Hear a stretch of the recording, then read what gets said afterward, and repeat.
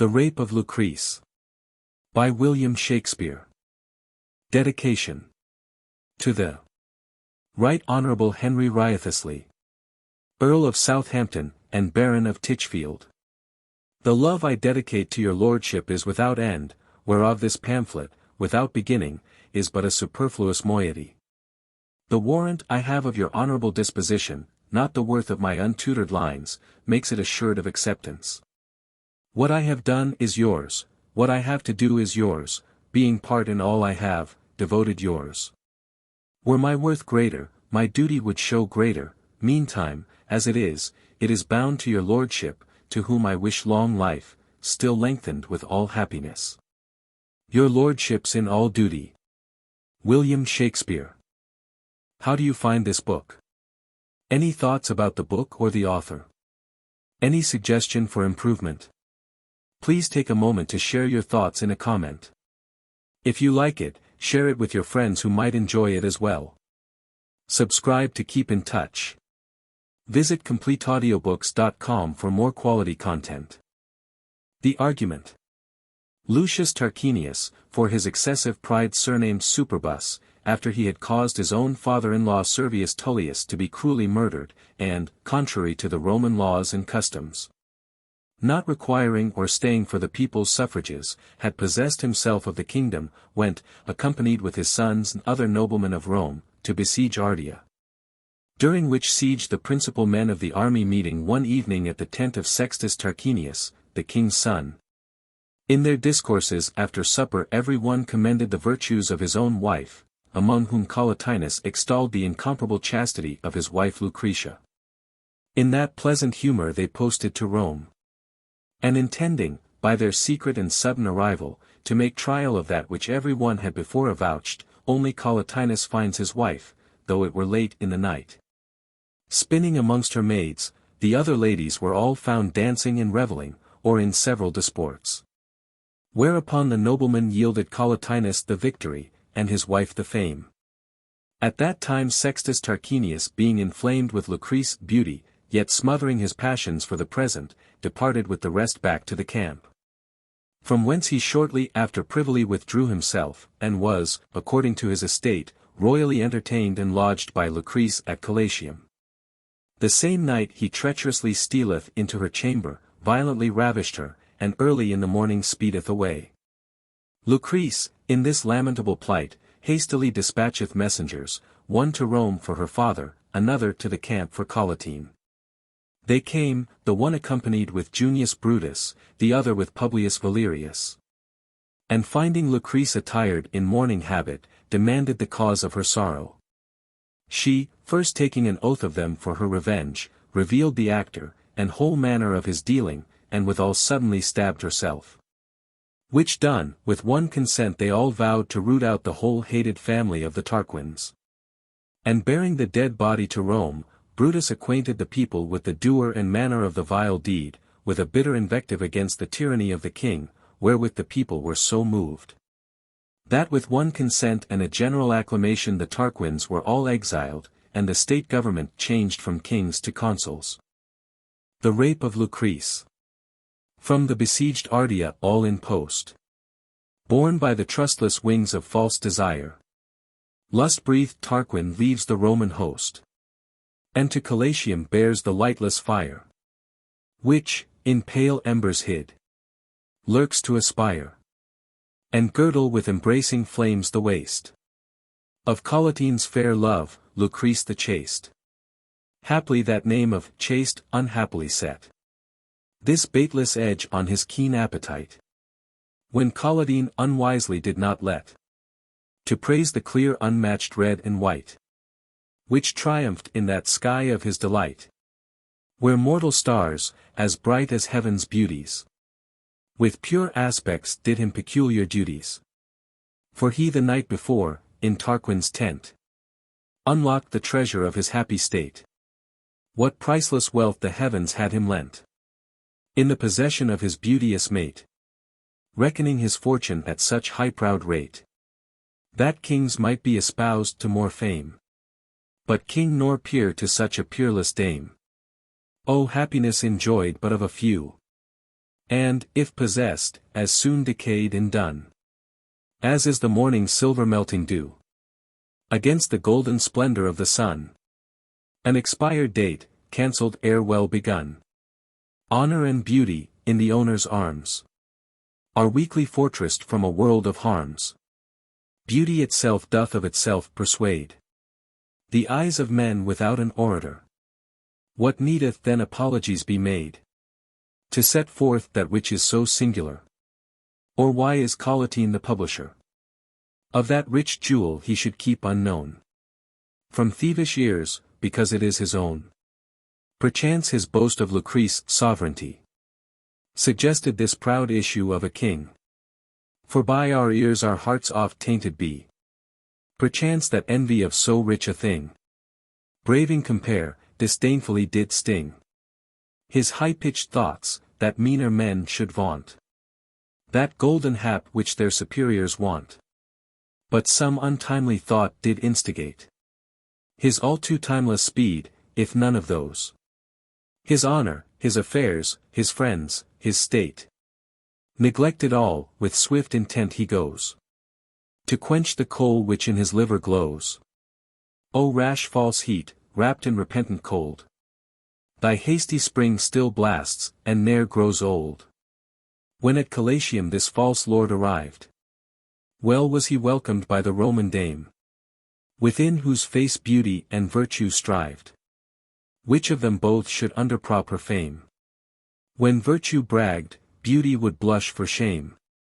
When beauty boasted blushes, in despite, virtue would stain that o'er with silver white. But beauty, in that white intituled, from Venus doves doth challenge that fair field. Then virtue claims from beauty beauty's red, which virtue gave the golden age to gild their silver cheeks, and called it then their shield, teaching them thus to use it in the fight. When shame assailed, the red should fence the white. This heraldry in Lucrece's face was seen, argued by beauty's red and virtue's white. Of either's color was the other queen, proving from world's minority their right. Yet their ambition makes them still to fight, the sovereignty of either being so great, that oft they interchange each other's seat. Their silent war of lilies and of roses, which Tarquin viewed in her fair face's field, in their pure ranks his traitor eye encloses, where, lest between them both it should be killed, the coward captive vanquished doth yield to those two armies that would let him go, rather than triumph in so false a foe. Now thinks he that her husband's shallow tongue, the niggard prodigal that praised her so, in that high task hath done her beauty wrong, which far exceeds his barren skill to show. Therefore that praise which Collatine doth owe, enchanted Tarquin answers with surmise, in silent wonder of still gazing eyes. This earthly saint, adored by this devil, little suspecteth the false worshipper. For unstained thoughts do seldom dream on evil. Birds never limed no secret bush's fear. So guiltless she securely gives good cheer, and reverend welcome to her princely guest, whose inward ill no outward harm expressed. For that he colored with his high estate, hiding base sin in plates of majesty. That nothing in him seemed inordinate, save something too much wonder of his eye, which, having all could not satisfy. But, poorly rich, so wanteth in his store, that, cloyed with much, he pinneth still for more. But she, that never coped with stranger eyes, could pick no meaning from their parling looks, nor read the subtle shining secrecies writ in the glassy margins of such books. She touched no unknown baits, nor feared no hooks. Nor could she moralize his wanton sight, more than his eyes were opened to the light. He stories to her ears her husband's fame, won in the fields of fruitful Italy, and decks with praises Collatine's high name, made glorious by his manly chivalry. With bruised arms and wreaths of victory, her joy with heaved up hands she doth express. And, wordless, so greets heaven for his success. Far from the purpose of his coming hither. He makes excuses for his being there. No cloudy show of stormy blustering weather doth yet in his fair welkin once appear. Till sable night, mother of dread and fear, upon the world dim darkness doth display, and in her vaulty prison stows the day. For then is Tarquin brought unto his bed, intending weariness with heavy sprite. For, after supper, long he questioned with modest Lucrece, and wore out the night. Now leaden slumber with life's strength doth fight, and every one to rest themselves betake. Save thieves, and cares, and troubled minds, that wake. As one of which doth Tarquin lie revolving the sundry dangers of his will's obtaining, yet ever to obtain his will resolving. Though weak-built hopes persuade him to abstaining, despair to gain doth traffic oft for gaining. And when great treasure is the meed proposed, though death be adjunct, there's no death supposed. Those that much covet are with gain so fond, for what they have not, that which they possess, they scatter and unloose it from their bond. And so, by hoping more, they have but less. Or, gaining more, the profit of excess is but to surfeit, and such grief sustain, that they prove bankrupt in this poor rich gain. The aim of all is but to nurse the life with honor, wealth, and ease, in waning age. And in this aim there is such thwarting strife, that one for all, or all for one we gauge, as life for honor in fell battles rage. Honor for wealth, and oft that wealth doth cost the death of all, and altogether lost. So that in venturing ill we leave to be the things we are for that which we expect. And this ambitious foul infirmity, in having much, torments us with defect of that we have, so then we do neglect the thing we have. And, all for want of wit, make something nothing by augmenting it. Such hazard now must doting Tarquin make, pawning his honor to obtain his lust, and for himself be must forsake. Then where is truth, if there be no self-trust? When shall he think to find a stranger just? When he himself confounds, betrays to slanderous tongues and wretched hateful days. Now stole upon the time the dead of night, when heavy sleep had closed up mortal eyes. No comfortable star did lend his light, no noise but owls' and wolves' death-boding cries. Now serves the season that they may surprise the silly lambs. Pure thoughts are dead and still, while lust and murder wake to stain and kill. And now this lustful lord leaped from his bed, throwing his mantle rudely o'er his arm, is madly tossed between desire and dread. One sweetly flatters, other feareth harm. But honest fear, bewitched with lust's foul charm, doth too oft betake him to retire, beaten away by brain-sick rude desire. His falchion on a flint he softly smitteth, that from the cold stone sparks of fire do fly, whereat a waxen torch forthwith he lighteth, which must be lodestar to his lustful eye. And to the flame thus speaks advisedly: as from this cold flint I enforced this fire, so Lucrece must I force to my desire. Here pale with fear he doth premeditate the dangers of his loathsome enterprise, and in his inward mind he doth debate what following sorrow may on this arise. Then looking scornfully, he doth despise his naked armor of still slaughtered lust, and justly thus controls his thoughts unjust. Fair torch, burn out thy light, and lend it not to darken her whose light excelleth thine. And die, unhallowed thoughts, before you blot with your uncleanness that which is divine. Offer pure incense to so pure a shrine. Let fair humanity abhor the deed that spots and stains love's modest snow-white weed. O shame to knighthood and to shining arms! O foul dishonor to my household's grave! O impious act, including all foul harms. A martial man to be soft fancy's slave. True valor still a true respect should have. Then my digression is so vile, so base, that it will live and raven in my face. Yea, though I die, the scandal will survive, and be an eyesore in my golden coat. Some loathsome dash the herald will contrive to cipher me how fondly I did dote, that my posterity, shamed with the note, shall curse my bones, and hold it for no sin, to wish that I their father had not been.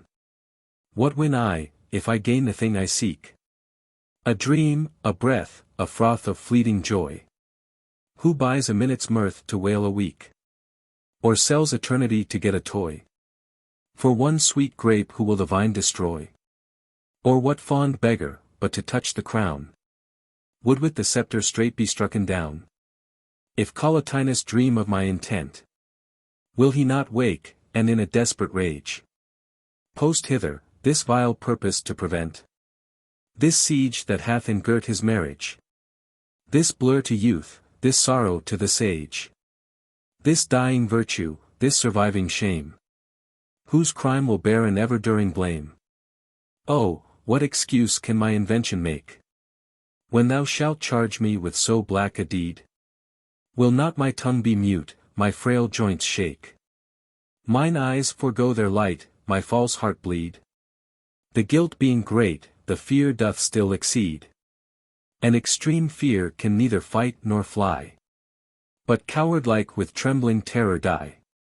Had Collatinus killed my son or sire, or lain in ambush to betray my life, or were he not my dear friend, this desire might have excuse to work upon his wife, as in revenge or quick tale of such strife. But as he is my kinsman, my dear friend, the shame and fault finds no excuse nor end. Shameful it is, aye, if the fact be known. Hateful it is, there is no hate in loving. I'll beg her love, but she is own. The worst is but denial and reproving. My will is strong, past reason's weak removing. Who fears a sentence or an old man's saw, shall by a painted cloth be kept in awe. Thus, graceless, holds he disputation, 'tween frozen conscience and hot burning will, and with good thoughts make dispensation, urging the worser sense for vantage still, which in a moment doth confound and kill all pure effects, and doth so far proceed, that what is vile shows like a virtuous deed. Quoth he, she took me kindly by the hand, and gazed for tidings in my eager eyes, fearing some hard news from the warlike band, where her beloved Collatinus lies. Oh, how her fear did make her colour rise! First red as roses that on lawn we lay, then white as lawn, the roses took away. And how her hand, in my hand being locked, forced it to tremble with her loyal fear, which struck her sad, and then it faster rocked, until her husband's welfare she did hear, whereat she smiled with so sweet a cheer, that had Narcissus seen her as she stood, self-love had never drowned him in the flood. Why hunt I then for colour or excuses? All orators are dumb when beauty pleadeth. Poor wretches have remorse in poor abuses. Love thrives not in the heart that shadows dreadeth. Affection is my captain, and he leadeth. And when his gaudy banner is displayed, the coward fights and will not be dismayed. Then, childish fear, avaunt. Debating, die. Respect and reason, wait on wrinkled age. My heart shall never countermand mine eye. Sad pause and deep regard beseem the sage. My part is youth, and beats these from the stage. Desire my pilot is, beauty my prize. Then who fears sinking where such treasure lies? As corn o'ergrown by weeds, so heedful fear is almost choked by unresisted lust. Away he steals with open listening ear, full of foul hope and full of fond mistrust, both which, as servitors to the unjust, So cross him with their opposite persuasion. That now he vows a league, and now invasion. Within his thought her heavenly image sits. And in the selfsame seat sits Collatine. That eye which looks on her confounds his wits. That eye which him beholds, as more divine. Unto a view so false will not incline. But with a pure appeal seeks to the heart. Which once corrupted takes the worser part. And therein heartens up his servile powers. Who, flattered by their leaders' jocund show, stuff up his lust, as minutes fill up hours. And as their captain, so their pride doth grow, paying more slavish tribute than they owe. By reprobate desire thus madly led, the Roman lord marcheth to Lucrece' bed. The locks between her chamber and his will, each one by him enforced, retires his ward. But, as they open, they all rate his ill, which drives the creeping thief to some regard. The threshold grates the door to have him heard. Night-wandering weasels shriek to see him there. They fright him, yet he still pursues his fear. As each unwilling portal yields him way, through little vents and crannies of the place, the wind wars with his torch to make him stay, and blows the smoke of it into his face, extinguishing his conduct in this case. But his hot heart, which fond desire doth scorch, puffs forth another wind that fires the torch. And being lighted, by the light he spies Lucretia's glove, wherein her needle sticks. He takes it from the rushes where it lies, and griping it, the needle his finger pricks, as who should say, this glove to wanton tricks is not inured, return again in haste. Thou seest our mistress' ornaments are chaste. But all these poor forbiddings could not stay him. He in the worst sense construes their denial. The doors, the wind, the glove, that did delay him, he takes for accidental things of trial. Or as those bars which stop the hourly dial. Who with a lingering slay his course doth let, till every minute pays the hour his debt. So, quoth he, these lets attend the time, like little frosts that sometime threat the spring, to add a more rejoicing to the prime, and give the sneaped birds more cause to sing. Pain pays the income of each precious thing. Huge rocks, high winds, strong pirates, shelves and sands. The merchant fears, ere rich at home he lands. Now is he come unto the chamber door, that shuts him from the heaven of his thought, which with a yielding latch, and with no more, hath barred him from the blessed thing besought. So from himself impiety hath wrought, that for his prey to pray he doth begin, as if the heavens should countenance his sin. But in the midst of his unfruitful prayer, having solicited eternal power, that his foul thoughts might compass his fair fare, and they would stand auspicious to the hour. Even there he starts, quoth he, I must deflower. The powers to whom I pray abhor this fact. How can they then assist me in the act? Then love and fortune be my gods, my guide. My will is backed with resolution. Thoughts are but dreams till their effects be tried. The blackest sin is cleared with absolution. Against love's fire fear's frost hath dissolution. The eye of heaven is out, and misty night covers the shame that follows sweet delight. This said, his guilty hand plucked up the latch, and with his knee the door he opens wide. The dove sleeps fast that this night owl will catch. Thus treason works ere traitors be espied. Who sees the lurking serpent steps aside? But she, sound sleeping, fearing no such thing, lies at the mercy of his mortal sting. Into the chamber wickedly he stalks, and gazeth on her yet unstained bed. The curtains being close, about he walks, rolling his greedy eyeballs in his head. By their high treason is his heart misled, which gives the watchword to his hand full soon, to draw the cloud that hides the silver moon. Look, as the fair and fiery pointed sun, rushing from forth a cloud, bereaves our sight. Even so, the curtain drawn, his eyes begun to wink, being blinded with a greater light. Whether it is that she reflects so bright that dazzleth them, or else some shame supposed. But blind they are, and keep themselves enclosed. Oh, had they in that darksome prison died! Then had they seen the period of their ill. Then Collatine again, by Lucrece side, in his clear bed might have reposed still. But they must ope, this blessed league to kill.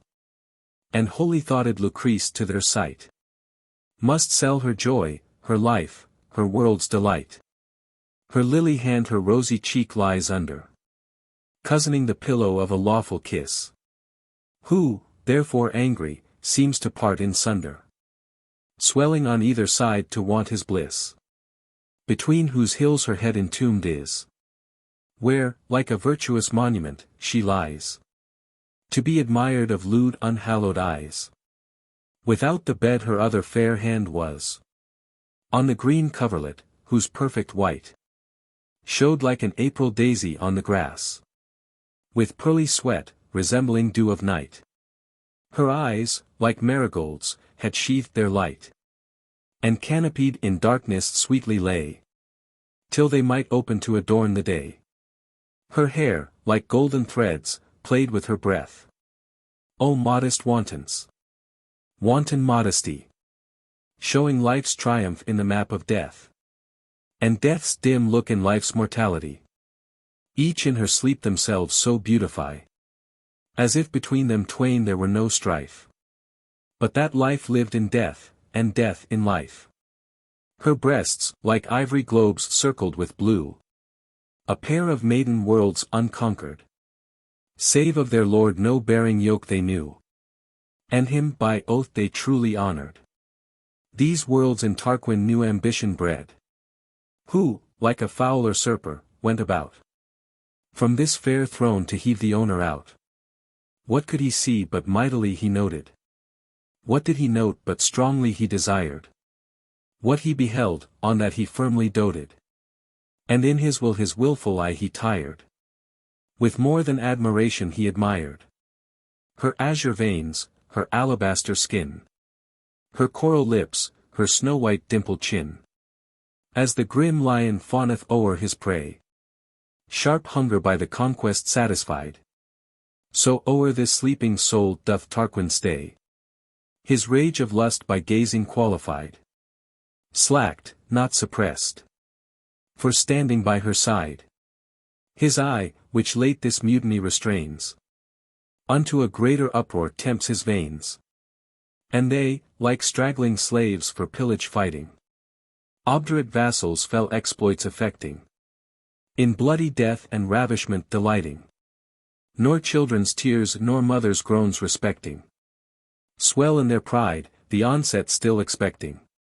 Anon his beating heart, alarum striking, gives the hot charge and bids them do their liking. His drumming heart cheers up his burning eye. His eye commends the leading to his hand. His hand, as proud of such a dignity, smoking with pride, marched on to make his stand. On her bare breast, the heart of all her land, whose ranks of blue veins, as his hand did scale, left their round turrets destitute and pale.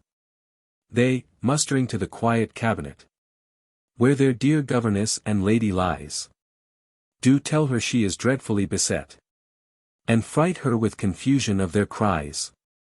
She, much amazed, breaks ope her locked-up eyes. Who, peeping forth this tumult to behold, are by his flaming torch dimmed and controlled.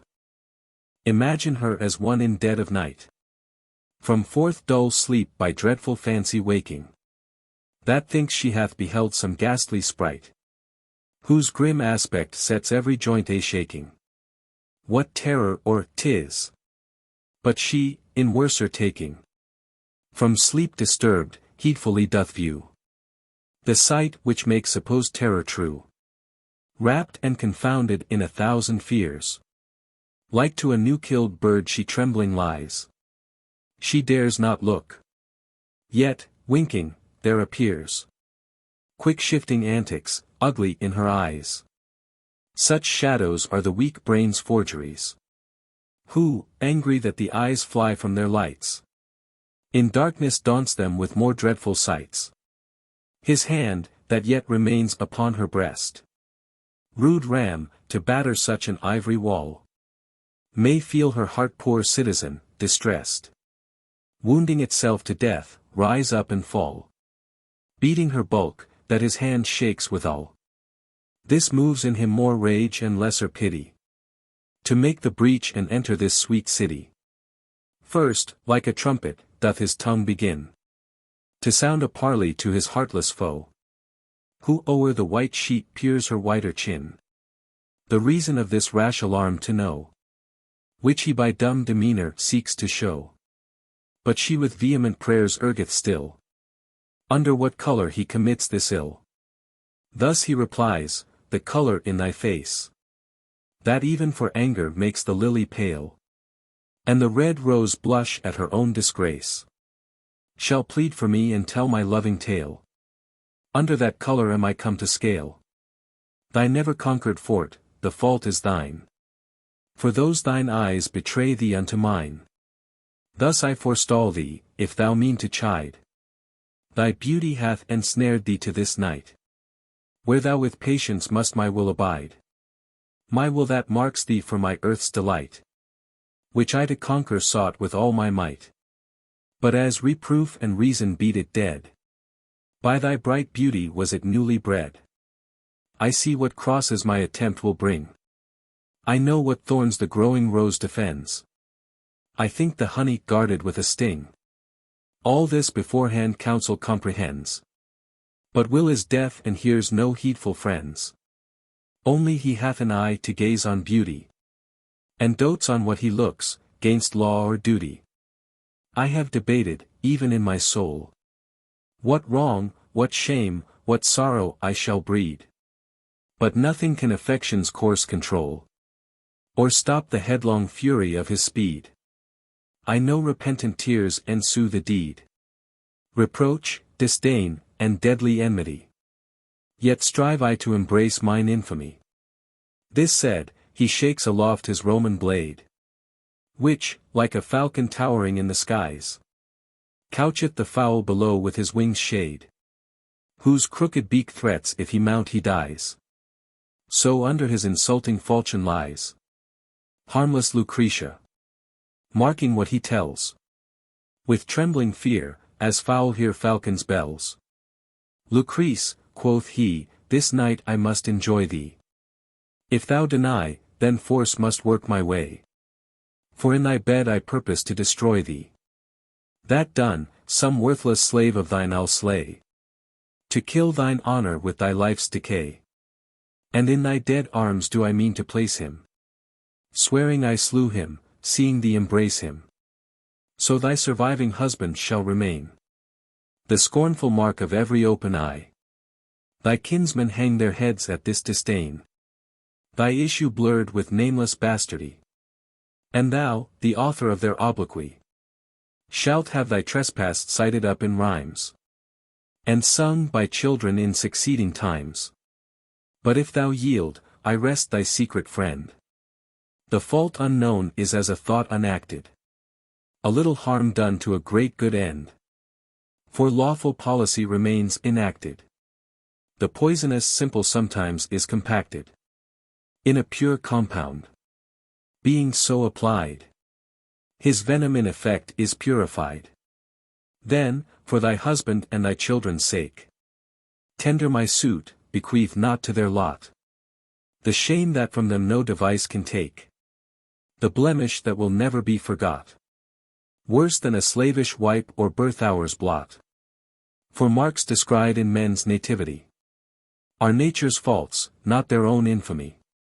Here with a cockatrice dead-killing eye, he rouseth up himself and makes a pause, while she, the picture of pure piety, like a white hind under the gripe's sharp claws, pleads, in a wilderness where are no laws, to the rough beast that knows no gentle right, nor aught obeys but his foul appetite. But when a black-faced cloud the world doth threat, In his dim mist the aspiring mountains hiding. From earth's dark womb some gentle gust doth get, which blows these pitchy vapors from their bidding, hindering their present fall by this dividing. So his unhallowed haste her words delays, and moody Pluto winks while Orpheus plays. Yet, foul night-waking cat, he doth but dally, while in his holdfast foot the weak mouse panteth. Her sad behavior feeds his vulture folly, a swallowing gulf that even in plenty wanteth.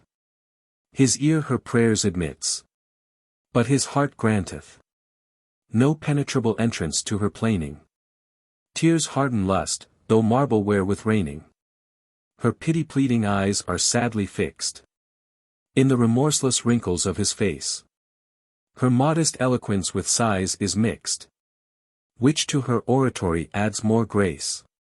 She puts the period often from his place, and midst the sentence so her accent breaks, that twice she doth begin ere once she speaks. She conjures him by high almighty Jove, by knighthood, gentry, and sweet friendship's oath, by her untimely tears, her husband's love, by holy human law, and common troth, by heaven and earth, and all the power of both, that to his borrowed bed he make retire, and stoop to honor, not to foul desire. Quoth she, reward not hospitality with such black payment as thou hast pretended. Mud not the fountain that gave drink to thee. Mar not the thing that cannot be amended. End thy ill aim before thy shoot be ended. He is no woodman that doth bend his bow to strike a poor unseasonable doe. My husband is thy friend, for his sake spare me. Thyself art mighty, for thine own sake leave me. Myself a weakling, do not then ensnare me. Thou look'st not like deceit. Do not deceive me. My sighs, like whirlwinds, labor hence to heave thee. If ever man were moved with woman moans, be moved with my tears, my sighs, my groans. All which together, like a troubled ocean, beat at thy rocky and wreck-threatening heart, to soften it with their continual motion. For stones dissolved to water do convert. Oh, if no harder than a stone thou art, melt at my tears, and be compassionate. Soft pity enters at an iron gate. In Tarquin's likeness I did entertain thee. Hast thou put on his shape to do him shame? To all the host of heaven I complain me. Thou wrong'st his honor, wound'st his princely name. Thou art not what thou seem'st, and if the same, thou seem'st not what thou art, a god, a king. For kings like gods should govern everything. How will thy shame be seated in thine age, when thus thy vices bud before thy spring? If in thy hope thou darest do such outrage, what darest thou not when once thou art a king? Oh, be remembered, no outrageous thing from vassal actors can be wiped away. Then kings' misdeeds cannot be hid in clay.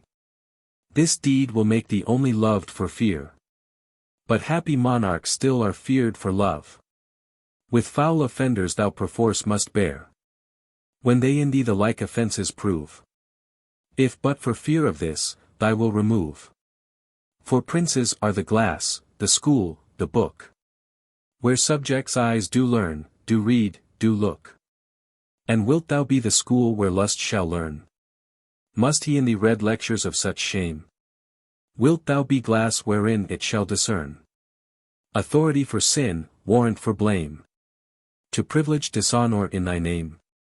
Thou black'st reproach against long-living laud, and makest fair reputation but a bawd. Hast thou command? By him that gave it thee. From a pure heart command thy rebel will. Draw not thy sword to guard iniquity, for it was lent thee all that brood to kill. Thy princely office how canst thou fulfill, when, patterned by thy fault, foul sin may say, he learned to sin, and thou didst teach the way? Think but how vile a spectacle it were, to view thy present trespass in another. Men's faults do seldom to themselves appear.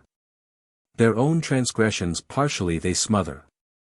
This guilt would seem death-worthy in thy brother. Oh, how are they wrapped in with infamies, that from their own misdeeds askance their eyes. To thee, my heaved-up hands appeal, not to seducing lust, thy rash relier. I sue for exiled majesty's repeal. Let him return, and flattering thoughts retire. His true respect will prison false desire, and wipe the dim mist from thy doting eyne, that thou shalt see thy state and pity mine. Have done, quoth he, my uncontrolled tide turns not, but swells the higher by this let. Small lights are soon blown out, huge fires abide, and with the wind in greater fury fret the petty streams that pay a daily debt to their salt sovereign, with their fresh falls haste. Add to his flow, but alter not his taste. Thou art, quoth she, a sea, a sovereign king. And, lo, there falls into thy boundless flood black lust, dishonour, shame, misgoverning, who seek to stain the ocean of thy blood. If all these pretty ills shall change thy good, thy sea within a puddle's womb is hearsed, and not the puddle in thy sea dispersed. So shall these slaves be king, and thou their slave. Thou nobly base, they basely dignified. Thou their fair life, and they thy fouler grave. Thou loathed in their shame, they in thy pride. The lesser thing should not the greater hide. The cedar stoops not to the base shrub's foot, but low shrubs wither at the cedar's root. So let thy thoughts, low vassals to thy state. No more, quoth he, by heaven, I will not hear thee. Yield to my love, if not, enforced hate, instead of love's coy touch, shall rudely tear thee.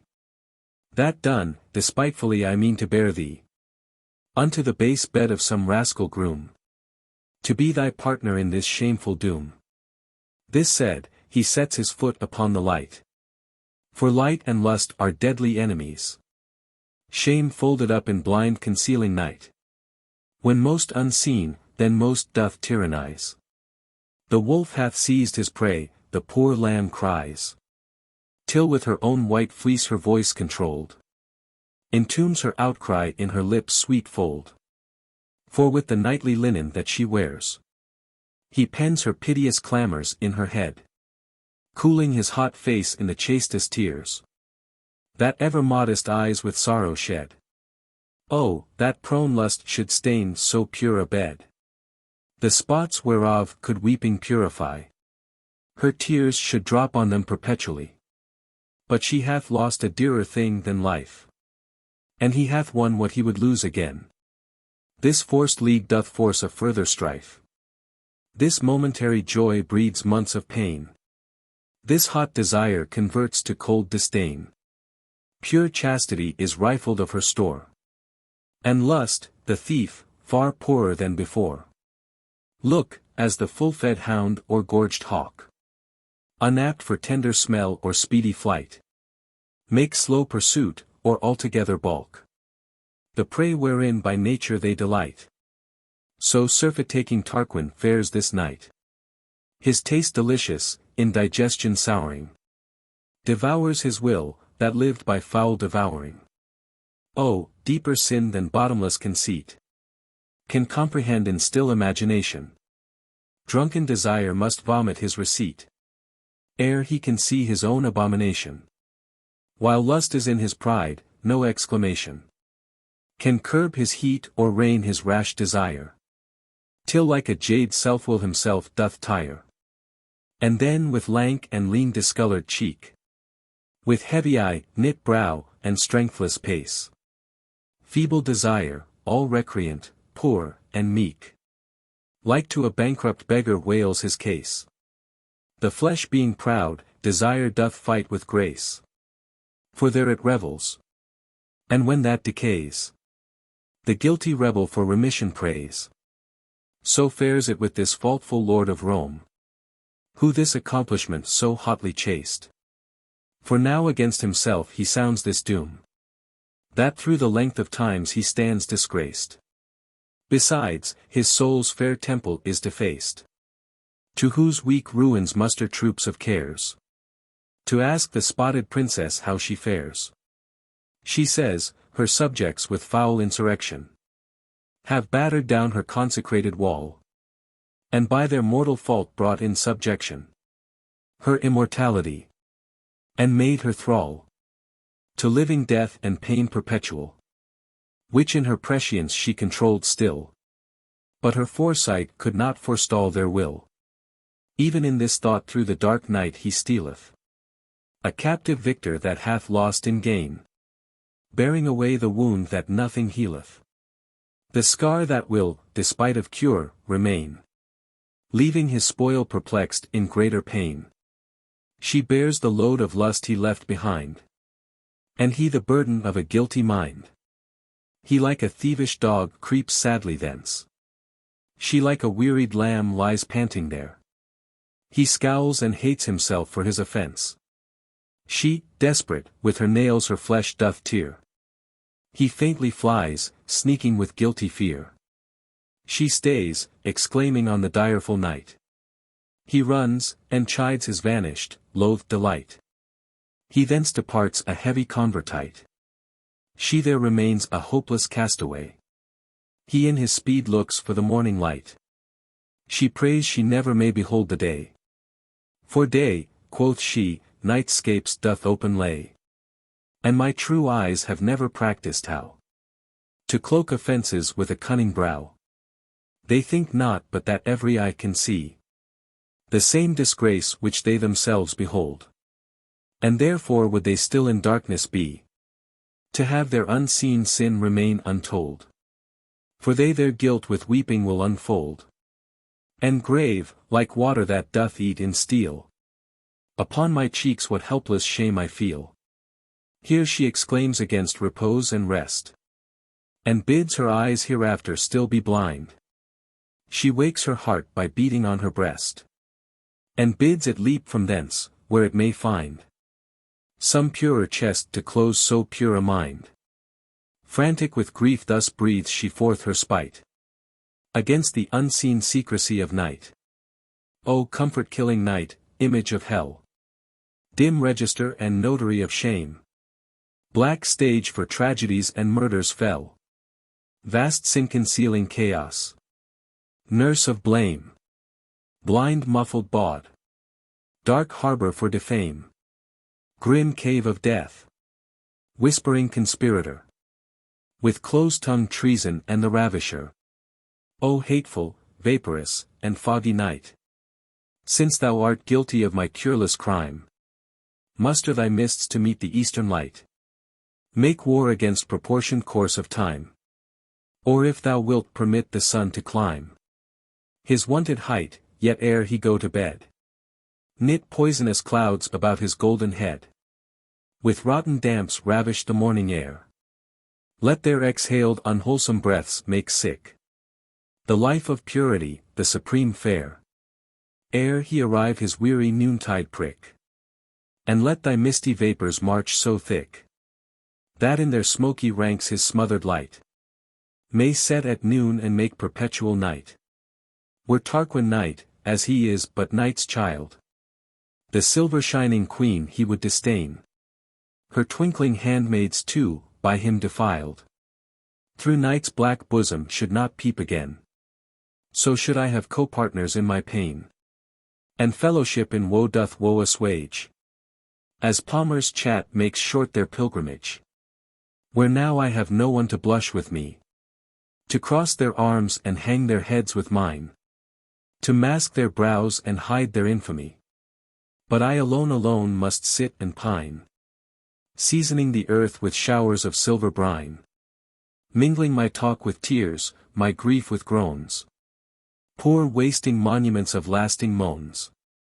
O night, thou furnace of foul-reeking smoke, let not the jealous day behold that face, which underneath thy black all-hiding cloak immodestly lies martyred with disgrace.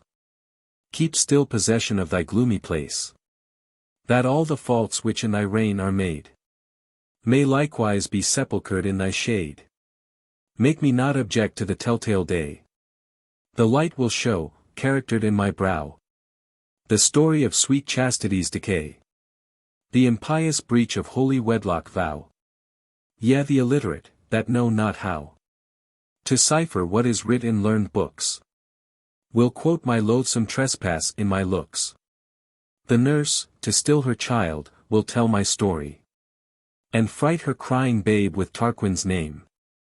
The orator, to deck his oratory, will couple my reproach to Tarquin's shame. Feast-finding minstrels, tuning my defame, will tie the hearers to attend each line. How Tarquin wronged me, I Collatine. Let my good name, that senseless reputation, for Collatine's dear love be kept unspotted. If that be made a theme for disputation, the branches of another root are rotted, an undeserved reproach to him allotted. That is as clear from this adient of mine, as I, ere this, was pure to Collatine. O unseen shame! Invisible disgrace! O unfelt sore!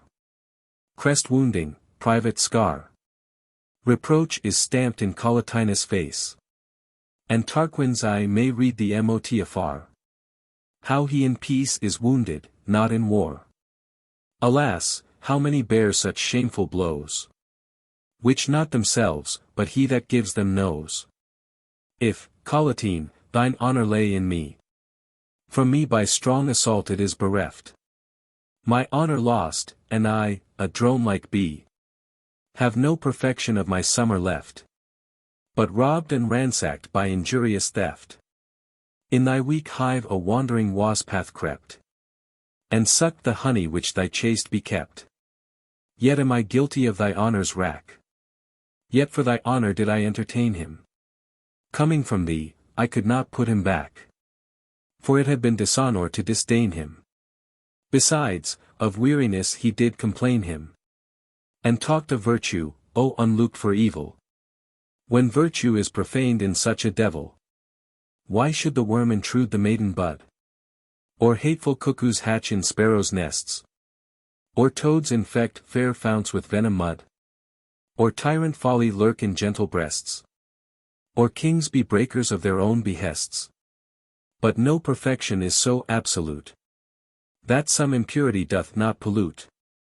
The aged man that coffers up his gold is plagued with cramps and gouts and painful fits, and scarce hath eyes his treasure to behold. But like still pining Tantalus he sits, and useless barns the harvest of his wits, having no other pleasure of his gain, but torment that it cannot cure his pain. So then he hath it when he cannot use it, and leaves it to be mastered by his young, who in their pride do presently abuse it. Their father was too weak, and they too strong, to hold their cursed blessed fortune long. The sweets we wish for turn to loathed sours, even in the moment that we call them ours. Unruly blasts wait on the tender spring. Unwholesome weeds take root with precious flowers. The adder hisses where the sweet birds sing. What virtue breeds iniquity devours. We have no good that we can say is ours, but ill-annexed opportunity, or kills his life or else his quality. O opportunity, thy guilt is great. 'Tis thou that executest the traitor's treason. Thou set'st the wolf where he the lamb may get. Whoever plots the sin, thou point'st the season. 'Tis thou that spurn'st at right, at law, at reason. And in thy shady cell, where none may spy him, sits sin, to seize the souls that wander by him. Thou makest the vestal violate her oath. Thou blow'st the fire when temperance is thawed. Thou smother'st honesty, thou murder'st troth. Thou foul abettor. Thou notorious bawd. Thou plantest scandal and displacest laud. Thou ravisher, thou traitor, thou false thief. Thy honey turns to gall, thy joy to grief. Thy secret pleasure turns to open shame. Thy private feasting to a public fast. Thy smoothing titles to a ragged name. Thy sugared tongue to bitter wormwood taste. Thy violent vanities can never last. How comes it then, vile opportunity? Being so bad, such numbers seek for thee. When wilt thou be the humble suppliant's friend? And bring him where his suit may be obtained? When wilt thou sort in our great strifes to end? Or free that soul which wretchedness hath chained? Give physic to the sick, ease to the pained. The poor, lame, blind, halt, creep, cry out for thee. But they ne'er meet with opportunity. The patient dies while the physician sleeps. The orphan pines while the oppressor feeds. Justice is feasting while the widow weeps. Advice is sporting while infection breeds. Thou grant'st no time for charitable deeds. Wrath, envy, treason, rape, and murder's rages. Thy heinous hours wait on them as their pages. When truth and virtue have to do with thee, 1,000 crosses keep them from thy aid. They buy thy help, but sin ne'er gives a fee. He gratis comes, and thou art well apaid. As well to hear as grant what he hath said. My Colladine would else have come to me. When Tarquin did, but he was stayed by thee. Guilty thou art of murder and of theft. Guilty of perjury and subornation. Guilty of treason, forgery, and shift. Guilty of incest, that abomination. An accessory by thine inclination. To all sins past, and all that are to come. From the creation to the general doom. Misshapen time, copes made of ugly night. Swift subtle post, carrier of grisly care. Eater of youth, false slave to false delight. Base watch of woes, sin's pack-horse, virtue's snare. Thou nursest all and murderest all that are. Oh, hear me then, injurious, shifting time. Be guilty of my death, since of my crime. Why hath thy servant, opportunity, betrayed the hours thou gavest me to repose? Cancelled my fortunes, and enchained me to endless date of never-ending woes. Time's office is to find the hate of foes. To eat up errors by opinion bred.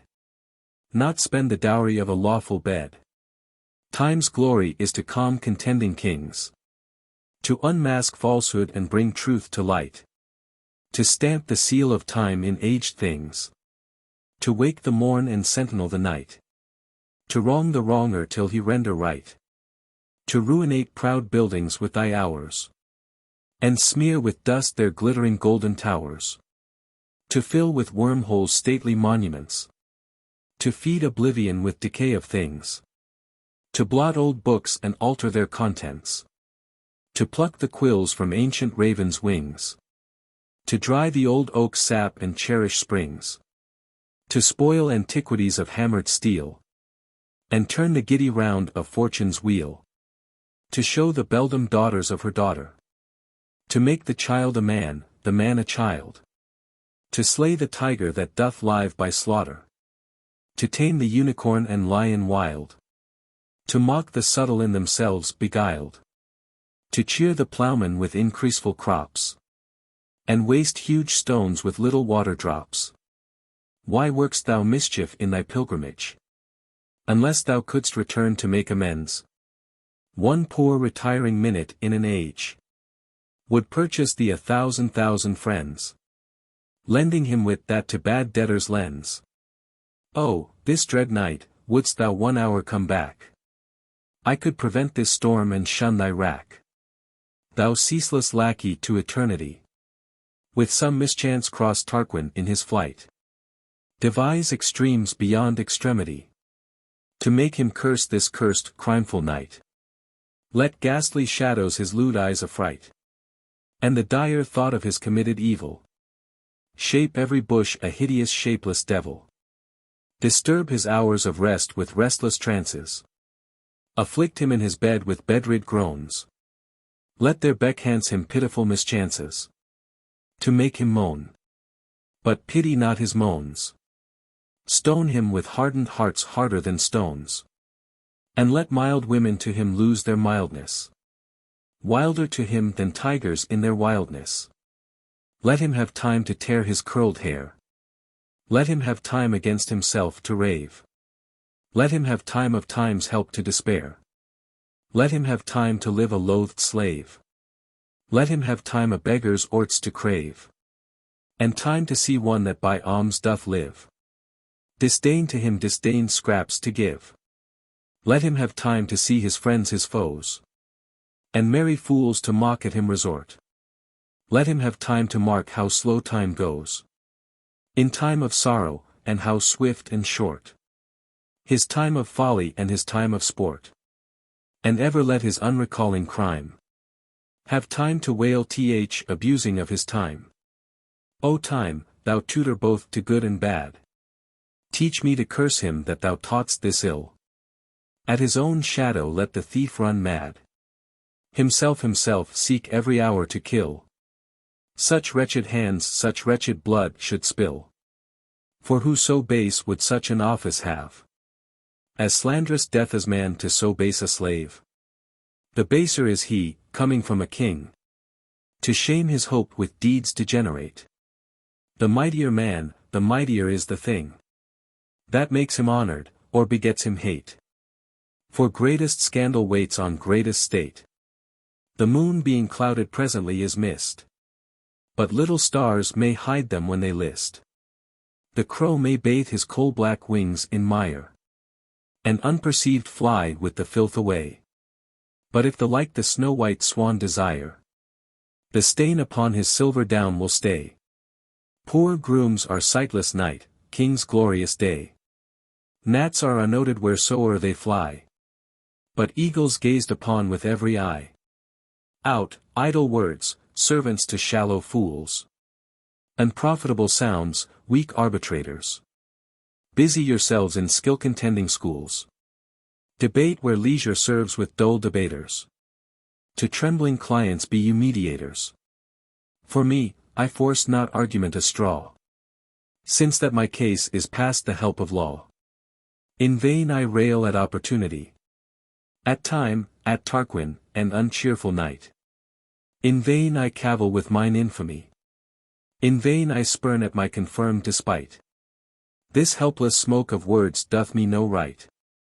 The remedy indeed to do me good is to let forth my foul defiled blood. Poor hand, why quiverst thou at this decree? Honor thyself to rid me of this shame. For if I die, my honor lives in thee. But if I live, thou livest in my defame. Since thou couldst not defend thy loyal dame, and wast afeard to scratch her wicked foe. Kill both thyself and her for yielding so. This said, from her be-tumbled couch she starteth, to find some desperate instrument of death. But this no slaughterhouse no tool imparteth, to make more vent for passage of her breath, which, thronging through her lips, so vanisheth, as smoke from Etna, that in air consumes, or that which from discharged cannon fumes. In vain, quoth she, I live, and seek in vain some happy mean to end a hapless life. I feared by Tarquin's falchion to be slain, yet for the selfsame purpose seek a knife. But when I feared I was a loyal wife, so am I now. Oh no, that cannot be. Of that true type hath Tarquin rifled me. Oh, that is gone for which I sought to live. And therefore now I need not fear to die. To clear this spot by death, at least I give a badge of fame to slander's livery, a dying life to living infamy. Poor helpless help, the treasure stolen away, to burn the guiltless casket where it lay. Well, well, dear Collatine, thou shalt not know the stained taste of violated troth. I will not wrong thy true affection so, to flatter thee with an infringed oath. This bastard graft shall never come to growth. He shall not boast who did thy stock pollute, that thou art doting father of his fruit. Nor shall he smile at thee in secret thought, nor laugh with his companions at thy state. But thou shalt know thy interest was not bought basely with gold, but stolen from forth thy gate. For me, I am the mistress of my fate, and with my trespass never will dispense, till life to death acquit my forced offence. I will not poison thee with my adamant, nor fold my fault in cleanly coined excuses. My sable ground of sin I will not paint, to hide the truth of this false night's abuses. My tongue shall utter all, mine eyes, like sluices, as from a mountain spring that feeds a dale, shall gush pure streams to purge my impure tale. By this, lamenting Philomel had ended the well-tuned warble of her nightly sorrow, and solemn night with slow sad gait descended to ugly hell, when, lo, the blushing morrow lends light to all fair eyes that light will borrow. But cloudy Lucrece shames herself to see, and therefore still in night would cloistered be, revealing day through every cranny spies, and seems to point her out where she sits weeping, to whom she sobbing speaks, O eye of eyes, why priest thou through my window? Leave thy peeping, mock with thy tickling beams eyes that are sleeping, brand not my forehead with thy piercing light, for day hath not to do what's done by night. Thus cavils she with everything she sees. True grief is fond and testy as a child, who wayward once, his mood with naught agrees. Old woes, not infant sorrows, bear them mild.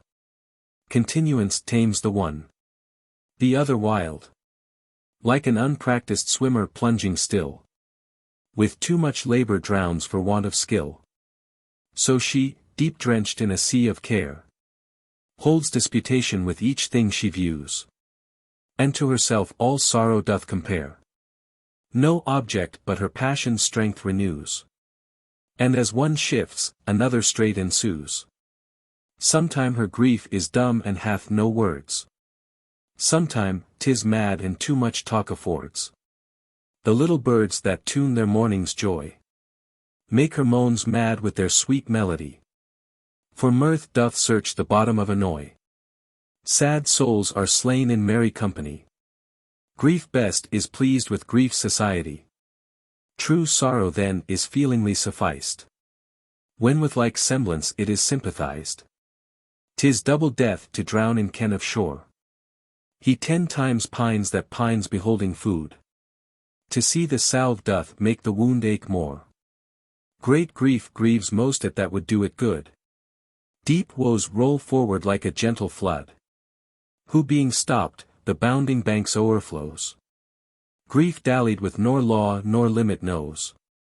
You mocking birds, quoth she, your tunes entomb within your hollow swelling feathered breasts, and in my hearing be you mute and dumb. My restless discord loves no stops nor rests. A woeful hostess brooks not merry guests. Relish your nimble notes to pleasing ears. Distress likes dumps when time is kept with tears. Come, Philomel, that sing'st of ravishment, make thy sad grove in my dishevelled hair. As the dank earth weeps at thy languishment, so I at each sad strain will strain a tear, and with deep groans the diapason bear.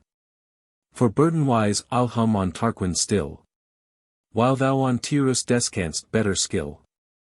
And whiles against a thorn thou bear'st thy part, to keep thy sharp woes waking, wretched eye.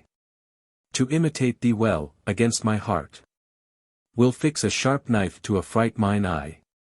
Who, if it wink, shall thereon fall and die.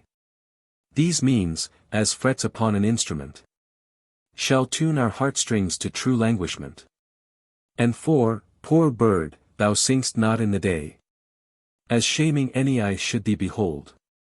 Some dark deep desert, seated from the way, that knows not parching heat nor freezing cold, will we find out, and there we will unfold to creatures stern sad tunes, to change their kinds.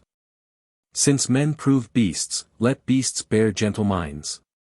As the poor fright deer, that stands at gaze, wildly determining which way to fly, or one encompassed with a winding maze, that cannot tread the way out readily.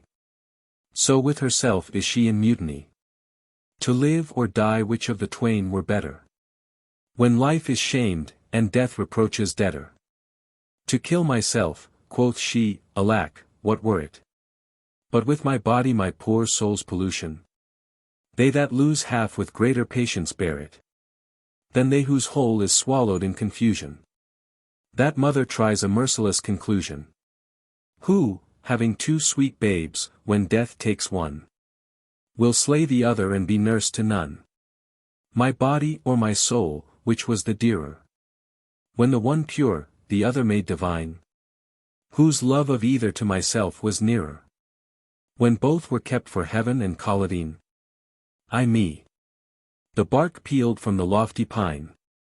His leaves will wither and his sap decay. So must my soul, her bark being peeled away. Her house is sacked, her quiet interrupted. Her mansion battered by the enemy. Her sacred temple spotted, spoiled, corrupted. Grossly engirt with daring infamy. Then let it not be called impiety.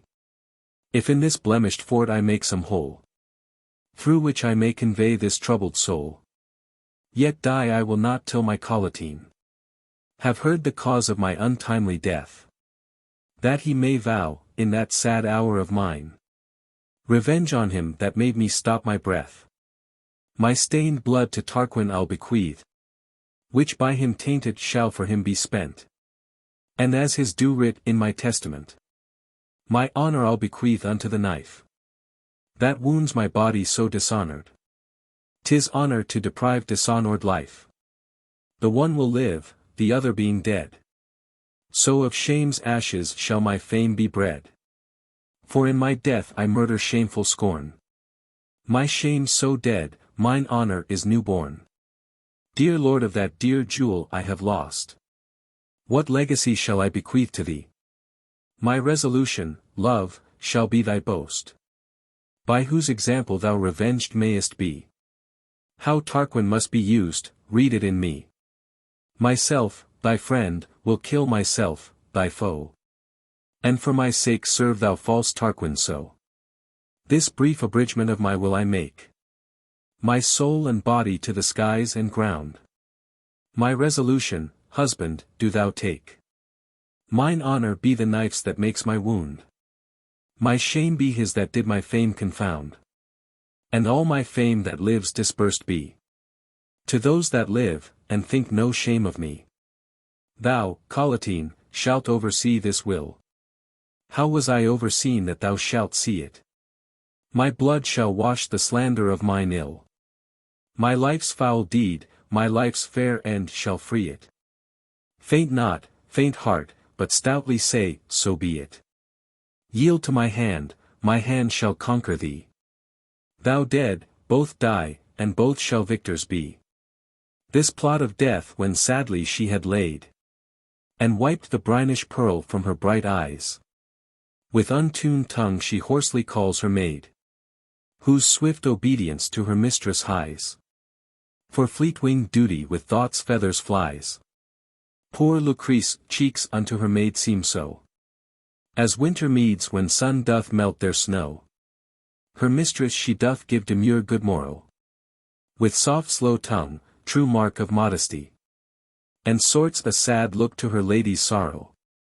For why her face wore sorrow's livery, but durst not ask of her audaciously, why her two sons were cloud eclipsed so, nor why her fair cheeks overwashed with woe. But as the earth doth weep, the sun being set, each flower moistened like a melting eye. Even so the maid with swelling drops gone wet, her circled eyne, enforced by sympathy, of those fair suns set in her mistress' sky, who in a salt-waved ocean quench their light, which makes the maid weep like the dewy night. A pretty while these pretty creatures stand, like ivory conduits coral cisterns filling. One justly weeps, the other takes in hand, no cause, but company, of her drops spilling. Their gentle sex to weep are often willing, grieving themselves to guess at others' smarts. And then they drown their eyes or break their hearts. For men have marble, women waxen, minds. And therefore are they formed as marble will. The weak oppressed, the impression of strange kinds, is formed in them by force, by fraud, or skill. Then call them not the authors of their ill. No more than wax shall be accounted evil, wherein is stamped the semblance of a devil. Their smoothness, like a goodly champagne plain, lays open all the little worms that creep in men, as in a rough-grown grove, remain cave-keeping evils that obscurely sleep. Through crystal walls each little mote will peep.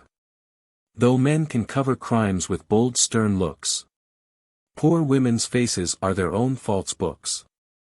No man inveigh against the withered flower, but chide rough winter that the flower hath killed.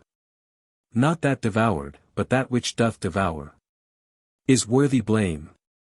Oh, let it not be hilled.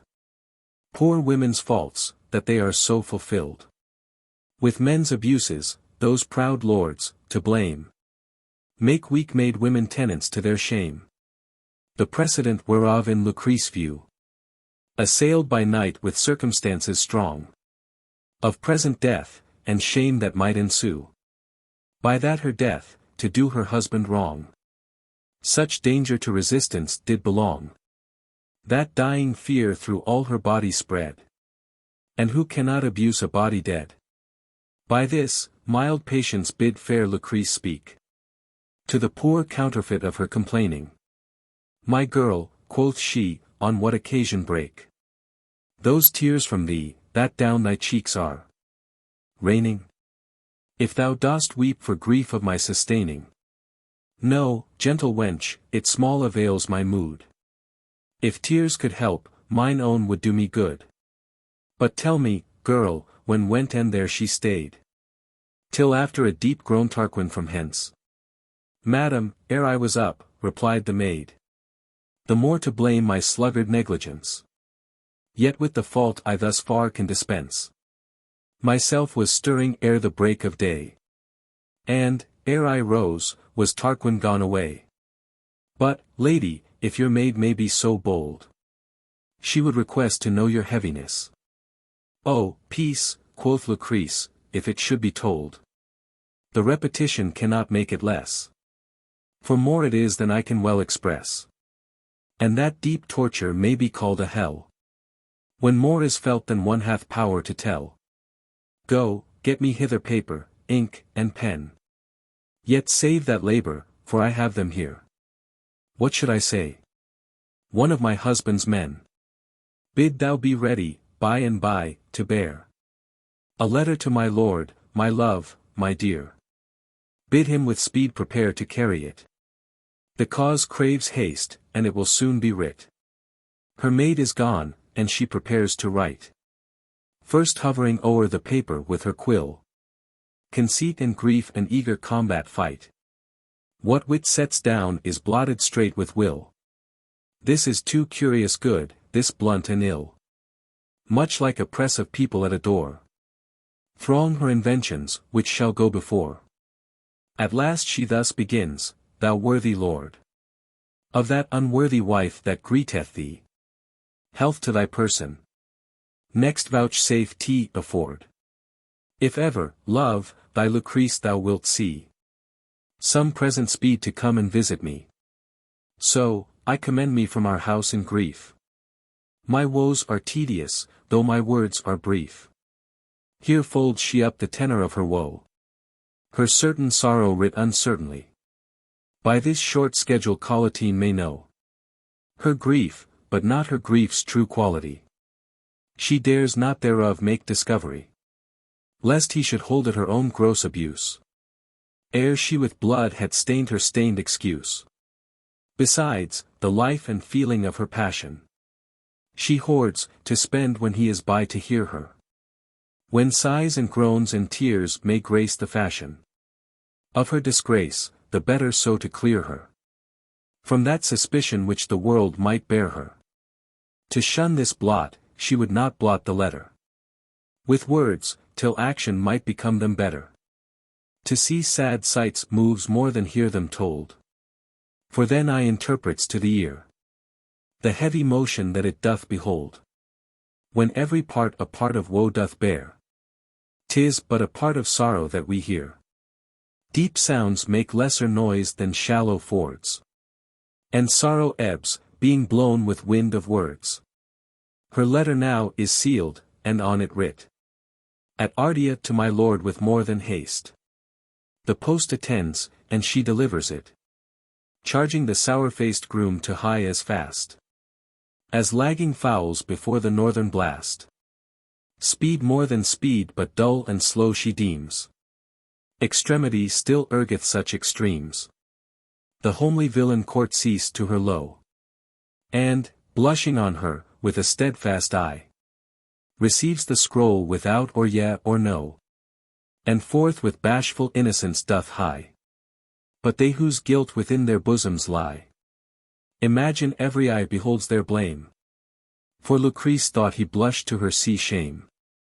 When, silly groom, God wot, it was defect of spirit, life, and bold audacity. Such harmless creatures have a true respect to talk in deeds, while others saucily promise more speed, but do it leisurely. Even so this pattern of the worn-out age pawned honest looks, but laid no words to gauge. His kindled duty kindled her mistrust. That two red fires in both their faces blazed. She thought he blushed, as knowing Tarquin's lust. And, blushing with him, wistly on him gazed. Her earnest eye did make him more amazed. The more she saw the blood his cheeks replenish, the more she thought he spied in her some blemish. But long she thinks till he return again. And yet the duteous vassal scarce is gone. The weary time she cannot entertain. For now 'tis stale to sigh, to weep, and groan. So woe hath wearied woe, moan tired moan. That she her plaints a little while doth stay, pausing for means to mourn some newer way. At last she calls to mind where hangs a piece of skilful painting, made for Priam's Troy, before the which is drawn the power of Greece. For Helen's rape the city to destroy, threatening cloud-kissing Ilion with annoy, which the conceited painter drew so proud, as heaven, it seemed, to kiss the turrets bowed. 1,000 lamentable objects there.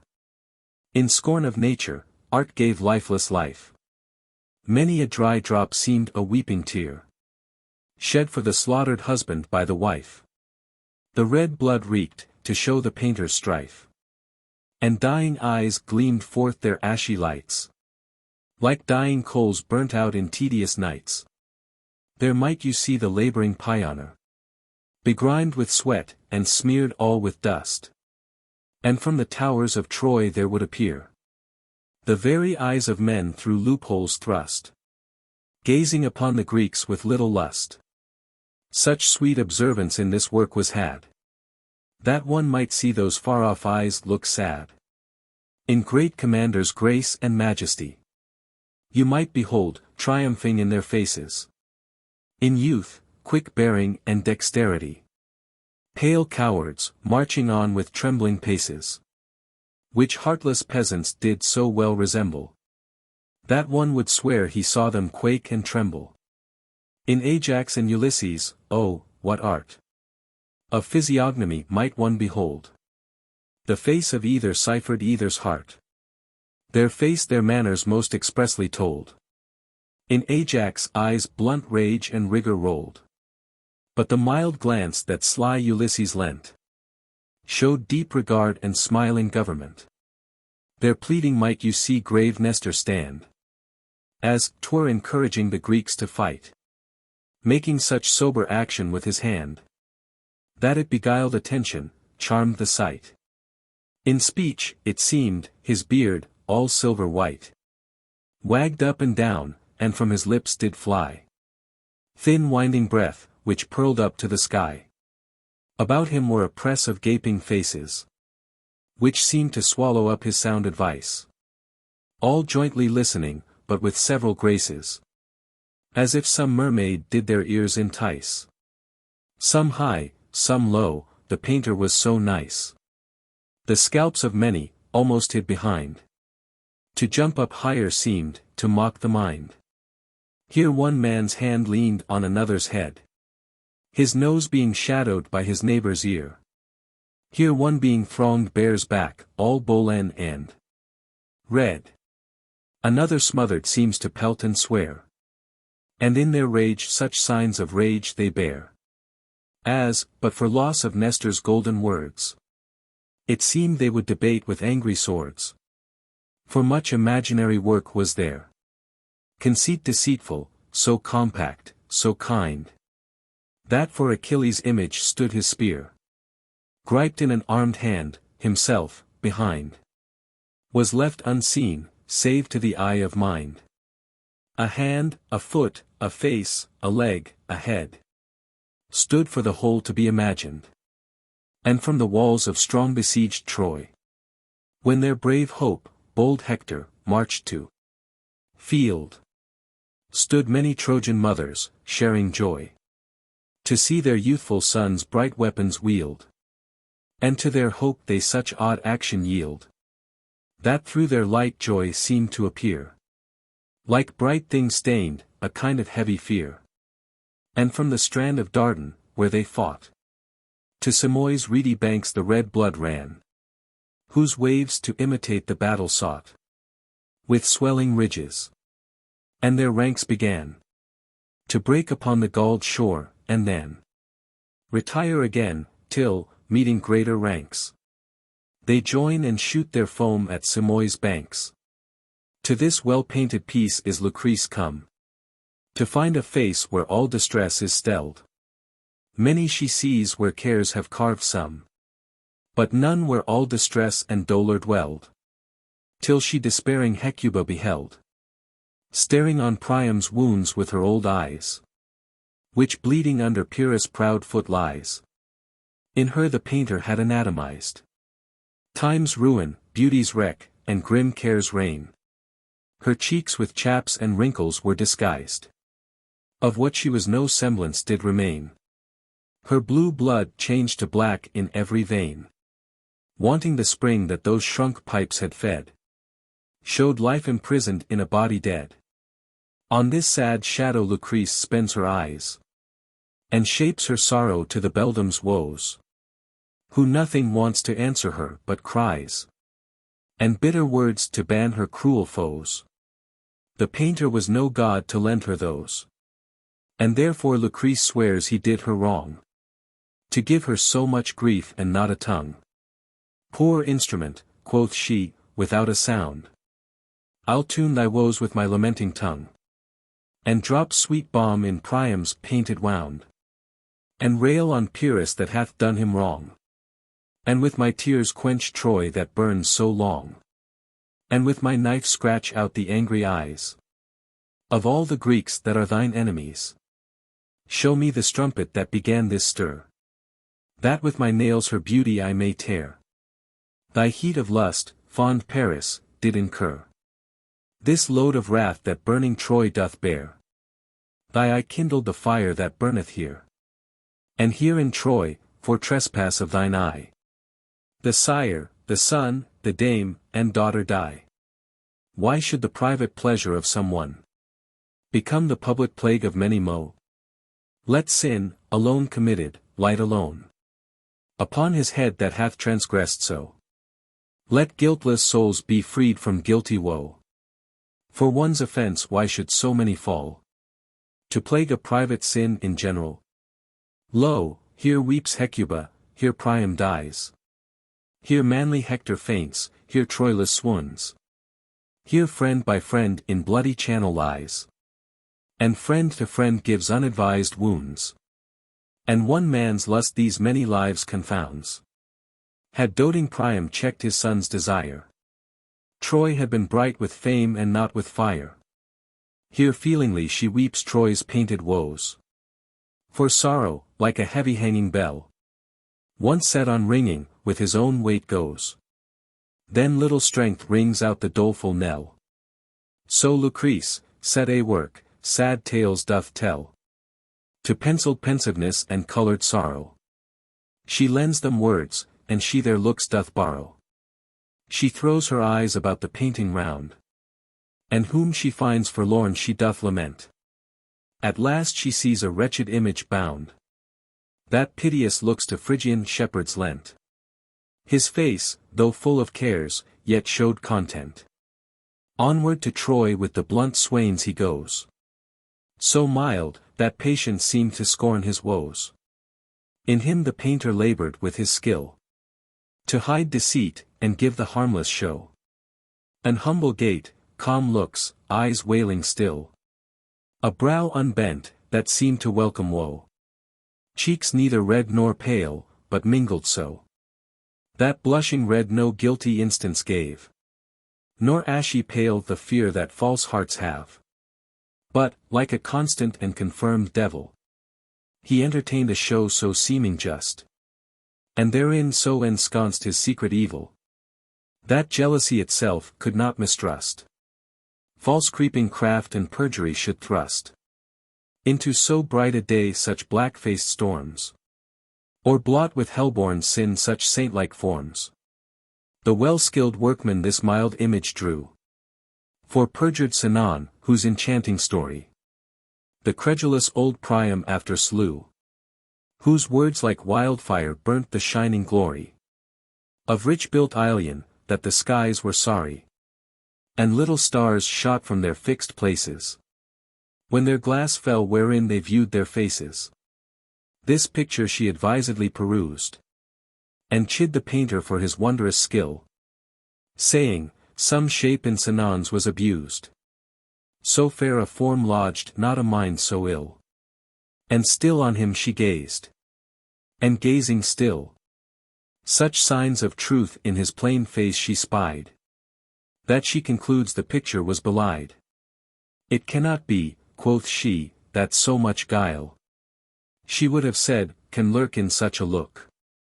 But Tarquin's shape came in her mind the while, and from her tongue, can lurk, from cannot, took. It cannot be, she in that sense forsook, and turned it thus, it cannot be, I find. But such a face should bear a wicked mind. For even as subtle Sinon here is painted, so sober sad, so weary, and so mild, as if with grief or travail he had fainted, to me came Tarquin armed, so beguiled, with outward honesty, but yet defiled, with inward vice, as Priam him did cherish. So did I Tarquin, so my Troy did perish. Look, look, how listening Priam wets his eyes, to see those borrowed tears that Sinon sheds. Priam, why art thou old and yet not wise? For every tear he falls a Trojan bleeds. His eye drops fire, no water thence proceeds. Those round clear pearls of his, that move thy pity, are balls of quenchless fire to burn thy city. Such devils steal effects from lightless hell. For Sinon in his fire doth quake with cold, and in that cold hot burning fire doth dwell. These contraries such unity do hold, only to flatter fools and make them bold. So Priam's trust false Sinon's tears doth flatter, that he finds means to burn his Troy with water. Here, all enraged, such passion her assails, that patience is quite beaten from her breast. She tears the senseless Sinon with her nails, comparing him to that unhappy guest, whose deed hath made herself detest. At last she smilingly with this gives o'er. Fool, fool, quoth she, his wounds will not be sore. Thus ebbs and flows the current of her sorrow, and time doth weary time with her complaining. She looks for night, and then she longs for morrow, and both she thinks too long with her remaining. Short time seems long in sorrow's sharp sustaining. Though woe be heavy, yet it seldom sleeps, and they that watch see time how slow it creeps, which all this time hath overslipped her thought, that she with painted images hath spent, being from the feeling of her own grief brought, by deep surmise of others' detriment, losing her woes in shows of discontent. It easeth some, though none it ever cured, to think their dolour others have endured. But now the mindful messenger, come back, brings home his lord and other company, who finds his Lucrece clad in mourning black, and round about her tear-stained eye, blue circles streamed, like rainbows in the sky. These watergulls in her dim element foretell new storms to those already spent, which when her sad beholding husband saw, amazedly in her sad face he stares. Her eyes, though sod in tears, looked red and raw, her lively colour killed with deadly cares. He hath no power to ask her how she fares. Both stood, like old acquaintance in a trance, met far from home, wondering each other's chance. At last he takes her by the bloodless hand, and thus begins, what uncouth ill event hath thee befallen, that thou dost trembling stand? Sweet love, what spite hath thy fair colour spent? Why art thou thus attired in discontent? Unmask, dear dear, this moody heaviness, and tell thy grief, that we may give redress. 3 times with sighs she gives her sorrow fire, ere once she can discharge one word of woe. At length addressed to answer his desire, she modestly prepares to let them know her honour is ta'en prisoner by the foe, while Colladine and his consorted lords with sad attention long to hear her words.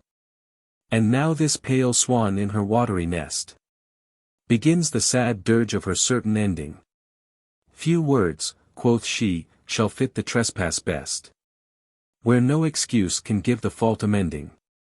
In me mo woes than words are now depending, and my laments would be drawn out too long to tell them all with one poor tired tongue. Then be this all the task it hath to say. Dear husband, in the interest of thy bed, a stranger came, and on that pillow lay, where thou was wont to rest thy weary head. And what wrong else may be imagined by foul enforcement might be done to me? From that, alas, thy Lucrece is not free. For in the dreadful dead of dark midnight, with shining falchion in my chamber came a creeping creature, with a flaming light, and softly cried, Awake, thou Roman dame, and entertain my love, else lasting shame on thee and thine this night I will inflict, if thou my love's desire do contradict. For some hard-favoured groom of thine, quoth he, unless thou yoke thy liking to my will, I'll murder straight, and then I'll slaughter thee, and swear I found you where you did fulfill the loathsome act of lust, and so did kill the lechers in their deed. This act will be my fame and thy perpetual infamy. With this, I did begin to start and cry. And then against my heart he sets his sword, swearing, unless I took all patiently, I should not live to speak another word. So should my shame still rest upon record, and never be forgot in mighty Rome. Adulterate death of Lucrece and her groom. Mine enemy was strong, my poor self weak, and far the weaker with so strong a fear. My bloody judge forbade my tongue to speak. No rightful plea might plead for justice there. His scarlet lust came evidence to swear that my poor beauty had purloined his eyes. And when the judge is robbed the prisoner dies. Oh, teach me how to make mine own excuse, or at the least this refuge let me find, though my gross blood be stained with this abuse. Immaculate and spotless is my mind, that was not forced, that never was inclined to accessory yieldings, but still pure, doth in her poisoned closet yet endure.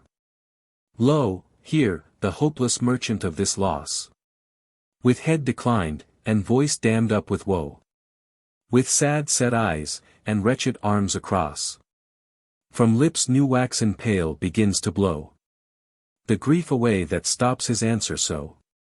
But, wretched as he is, he strives in vain.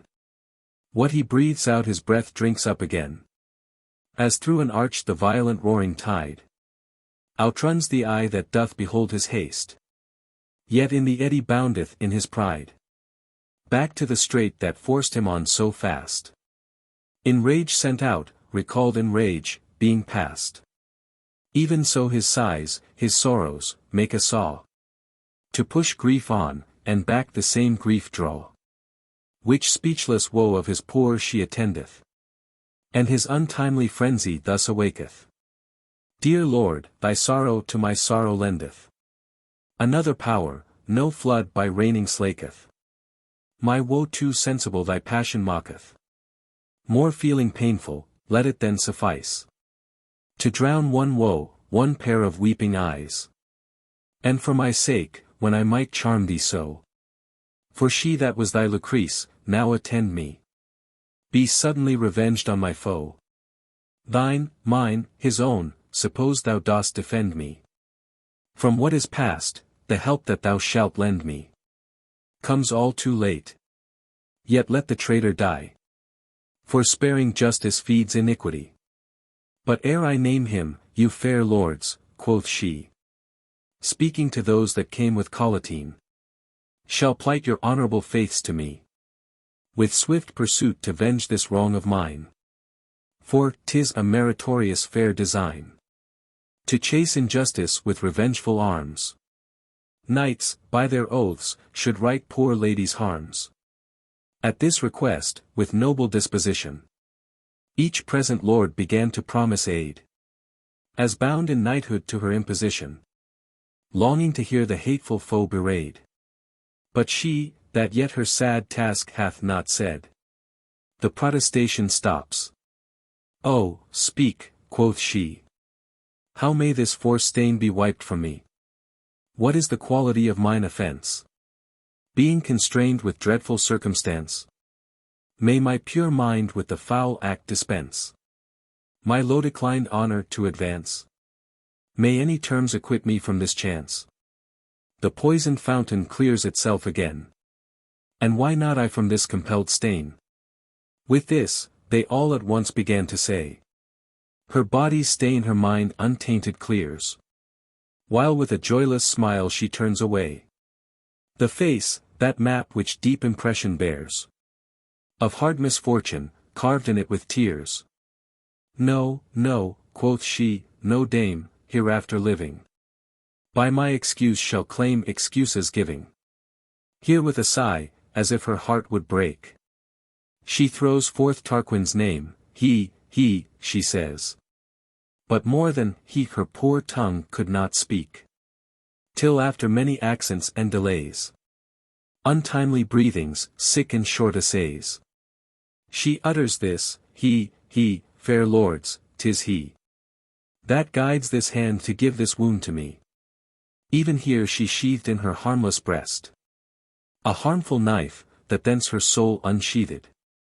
That blow did that it from the deep unrest of that polluted prison where it breathed, her contrite sighs unto the clouds bequeathed, her winged sprite, and through her wounds doth fly life's lasting date from cancelled destiny.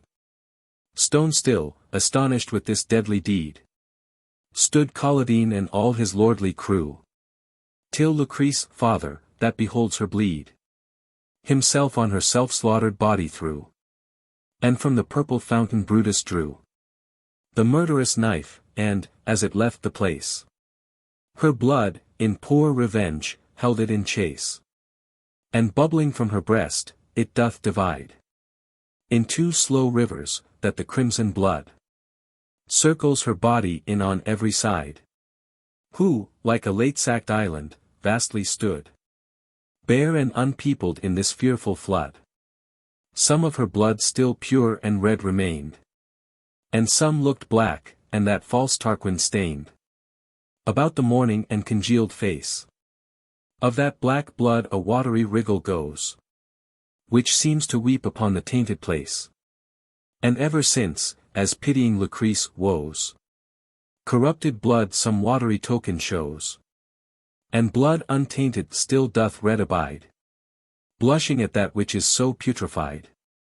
Daughter, dear daughter, old Lucretius cries, that life was mine which thou hast here deprived.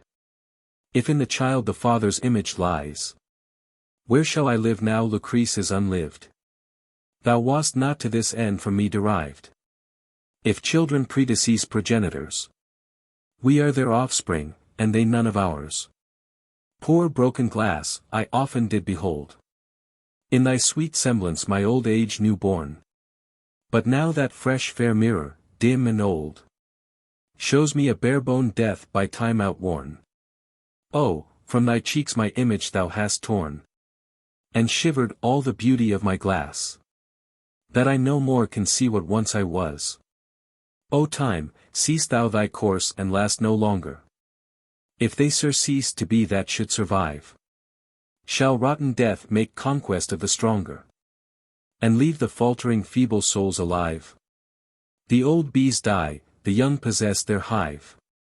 Then live, sweet Lucrece, live again and see thy father die, and not thy father thee. By this, starts Collatine as from a dream, and bids Lucretius give his sorrow place. And then in key cold Lucrece bleeding stream, he falls, and bathes the pale fear in his face, and counterfeits to die with her a space, till manly shame bids him possess his breath, and live to be revenged on her death. The deep vexation of his inward soul hath served a dumb arrest upon his tongue, who, mad that sorrow should his use control, or keep him from heart-easing words so long, begins to talk, but through his lips do throng weak words, so thick come in his poor heart's aid, that no man could distinguish what he said. Yet sometime Tarquin was pronounced plain, but through his teeth, as if the name he tore. This windy tempest, till it blow up rain, held back his sorrow's tide, to make it more. At last it rains, and busy winds give o'er. Then son and father weep with equal strife. Who should weep most, for daughter or for wife? The one doth call her his, the other his. Yet neither may possess the claim they lay. The father says, she's mine. Oh, mine she is. Replies her husband, do not take away my sorrow's interest. Let no mourner say he weeps for her, for she was only mine, and only must be wailed by Collatine. Oh, quoth Lucretius, I did give that life, which she too early and too late hath spilled. Woe, woe, quoth Collatine, she was my wife. I owed her, and 'tis mine that she hath killed my daughter and my wife with clamours filled. The dispersed air, who, holding Lucrece life, answered their cries, my daughter and my wife. Brutus, who plucked the knife from Lucrece's side, seeing such emulation in their woe, began to clothe his wit in state and pride. Burying in Lucrece wound his follies show. He with the Romans was esteemed so, as silly jeering idiots are with kings, for sportive words and uttering foolish things. But now he throws that shallow habit by, wherein deep policy did him disguise, and armed his long hid wits advisedly, to check the tears in Collatinus' eyes. Thou wronged lord of Rome, quoth B, arise. Let my unsound self, supposed a fool, now set thy long experienced wit to school. Why, Collatine, is woe the cure for woe? Do wounds help wounds, or grief help grievous deeds? Is it revenge to give thyself a blow for his foul act by whom thy fair wife bleeds? Such childish humor from weak minds proceeds. Thy wretched wife mistook the matter so, to slay herself, that should have slain her foe. Courageous Roman, do not steep thy heart in such relenting dew of lamentations, but kneel with me and help to bear thy part, to rouse our Roman gods with invocations, that they will suffer these abominations, since Rome herself in them doth stand disgraced. By our strong arms from forth her fair streets chased. Now, by the Capitol that we adore, and by this chaste blood so unjustly stained, by heaven's fair sun that breeds the fat earth's store, by all our country rights in Rome maintained, and by chaste Lucrece soul that late complained her wrongs to us, and by this bloody knife we will revenge the death of this true wife. This said, he struck his hand upon his breast, And kissed the fatal knife, to end his vow. And to his protestation urged the rest. Who, wondering at him, did his words allow. Then jointly to the ground their knees they bow. And that deep vow, which Brutus made before, he doth again repeat, and that they swore. When they had sworn to this advised doom, they did conclude to bear dead Lucrece thence, to show her bleeding body thorough Rome, and so to publish Tarquin's foul offence. Which being done with speedy diligence, the Romans plausibly did give consent to Tarquin's everlasting banishment.